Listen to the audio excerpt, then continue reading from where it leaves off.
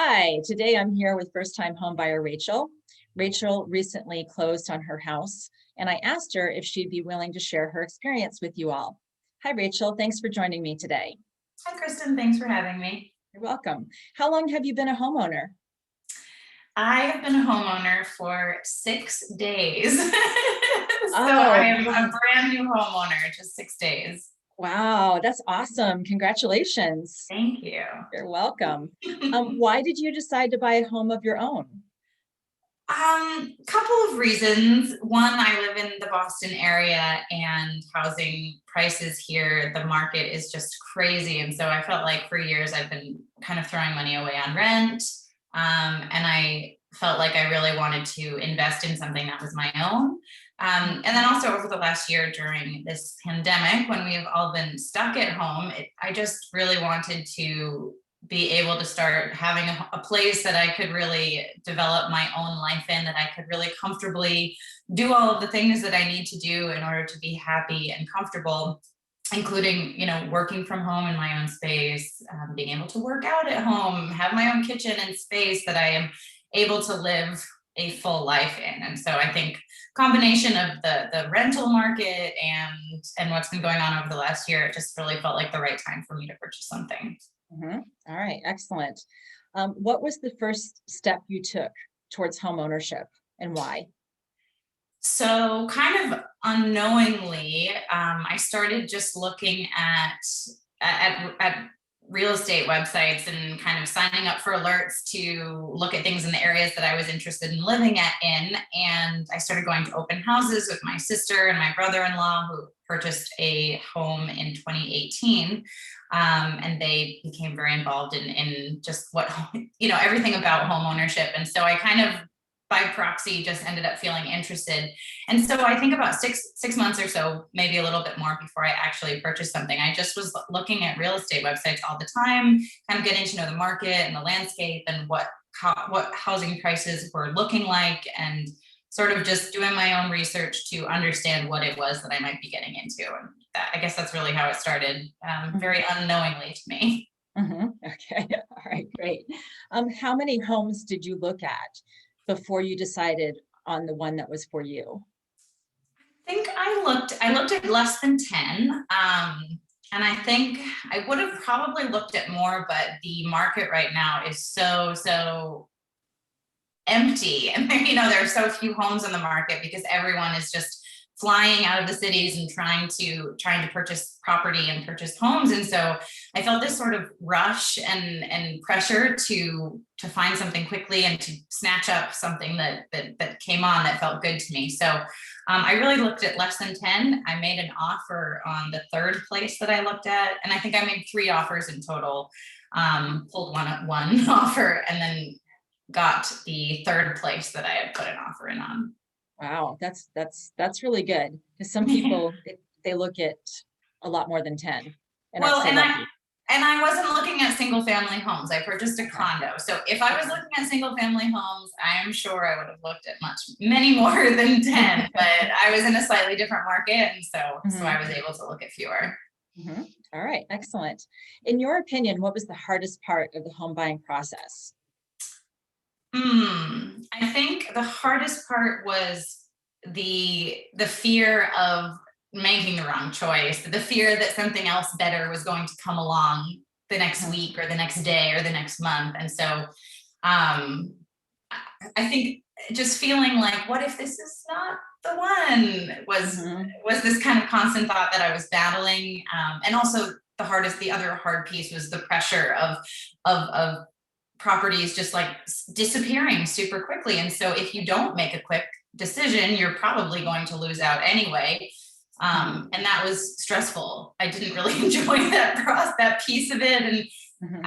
had to really let go of that feeling that, what if this is not the one? Well, I don't know. There'll be another one, I guess. That was really difficult to kind of wrap my head around. Yeah, yeah, I understand. I had the same experience or the same feeling. So I don't Yeah. think that ever goes away for anybody for sure. What do you think was the easiest part in the home buying process for you? Honestly, signing the paperwork with my lawyer on my closing day. Uh-huh.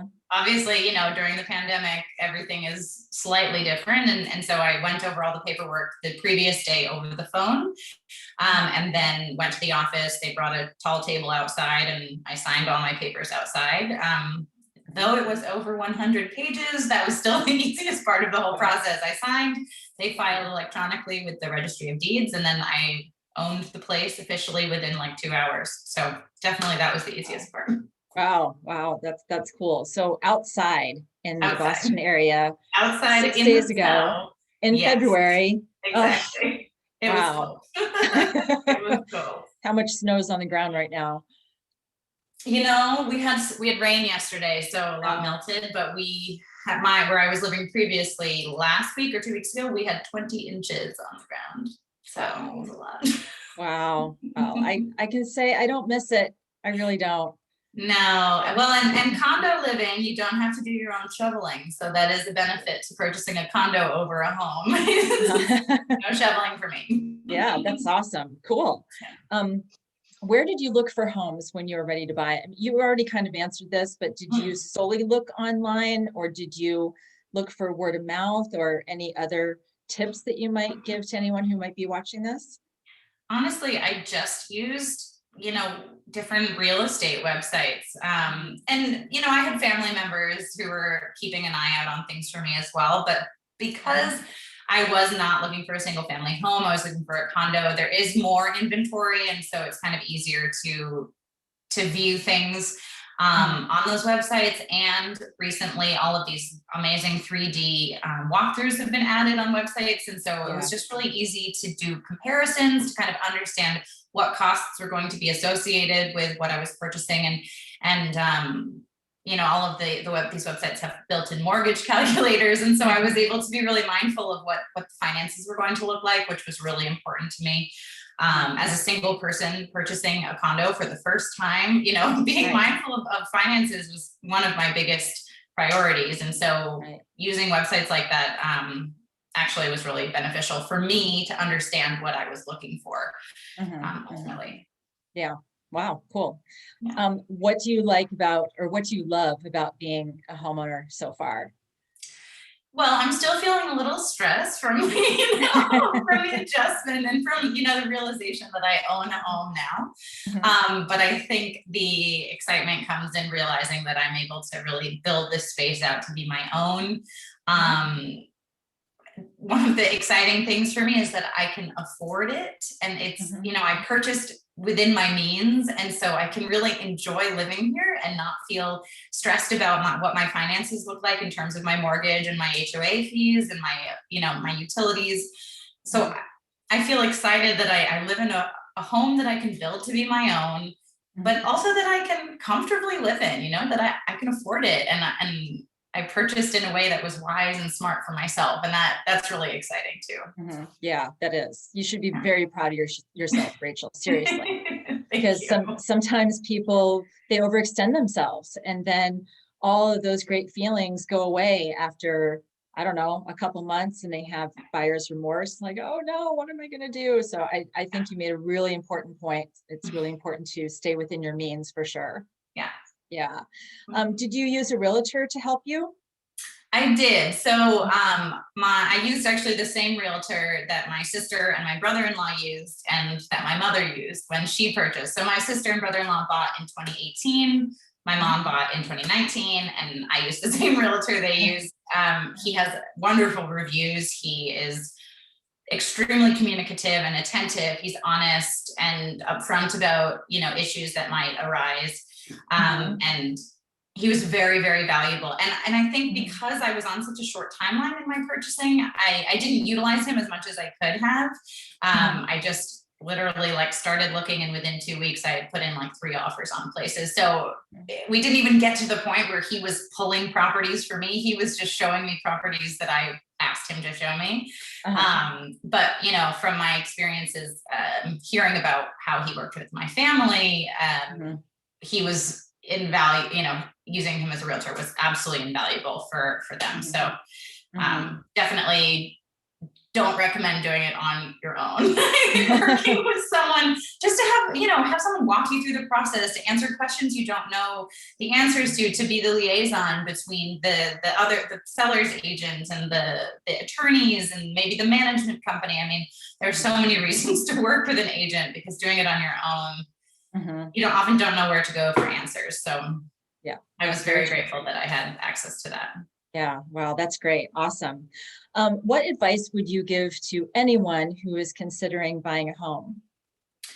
Well, I will say really the same thing that I just talked about purchasing within your means. And I know that's not a romantic answer. That's not like an exciting answer, but I did a lot of research. I did a lot of budget comparisons. I put my budget down in really hard numbers. And I looked at what was reasonable and realistic for me based on my current financial situation. I paid off my car before I even considered doing this, because I just, you just hear so many horror stories about people getting approved for a mortgage, let's say like a $400,000 mortgage, and they're approved for it, but that doesn't mean that you should take a $400,000 mortgage. That just means like that's the very top end of what you could possibly maybe afford. Right. And so that I was really lucky. I had my brother-in-law who works in finance, and he really helped me kind of navigate what my own realistic budgets would look like. And because I bought within my means, I'm able to like actually be excited and comfortable about living here, rather than feeling like, holy smokes, what if my hot water tank goes out? How am I going to manage that?